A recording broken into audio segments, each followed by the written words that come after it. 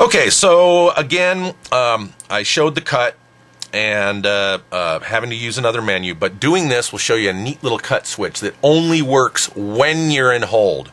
All right, so I thought to myself, why the heck would I want, since hold works by default when I set up the condition, why the heck would I want to come in here and set another switch when there's no reason to and have two rates? So again, I'm going to set to switch D like I did for the cut demonstration. All right, I'm going to set to switch D. And I thought to myself, well, why the heck would you ever want to do that? Because now all it gives you is two different rates. Well, I explained one reason why. You could have a little like safety hold switch where rate 1 is 5%, and on a different switch you could have rate 2 is 10%. Let's say your engine's being futzy one day and 5% tends to want to quit while you're practicing autos. You could just flip this switch, make this rate 10%. Whoops, adjusted the wrong one. Make this rate 10%.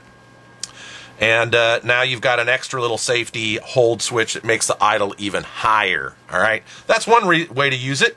But I found something interesting. You can assign a negative number. So I'm going to set this for demonstration purposes to about 20% negative. All right, so there we go. Now we've got, when I go into hold with the D switch up, I will get 5%. If I go into hold and the D switch, I flip the switch down, it's going to move the throttle below idle. So that's pretty slick. Watch this. Let's go into the servo monitor. So here's the deal. All right, so I'm flying along. It doesn't matter what condition I'm in idle up. You see my throttle works in the V curve here. All right, or I'm in normal and the throttle's working normal. And let's say, I shoot an auto. I went into hold. You see the throttle went to the hold position, the position I set here. Oops. The position I set right here, the 5%, rate 1. All right, but now I've landed and now I want to cut my engine. Well, all I have to do is flip this switch that I set that second rate for as a negative number and watch my throttle drop below idle. See that? It just killed the engine. And that switch only works when I'm in hold. If I come out of hold, my throttle's working again.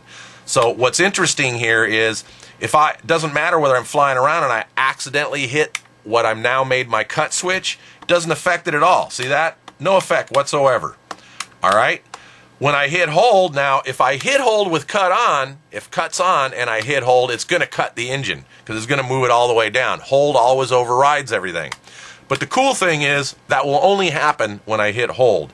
Unlike the cut switch you saw, if I have that switch thrown and I'm in idle up and I bring my stick past that threshold point, it will cut the engine.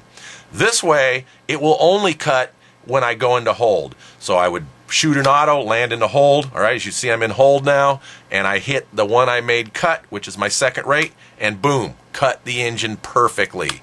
All right, so again, I thought to myself, why the heck would you want two rates in throttle hold? Well, that's one way to get a cut in throttle hold that only works when you're in throttle hold. All right, so that's kind of cool. Again, this hold menu had a lot of neat features to it.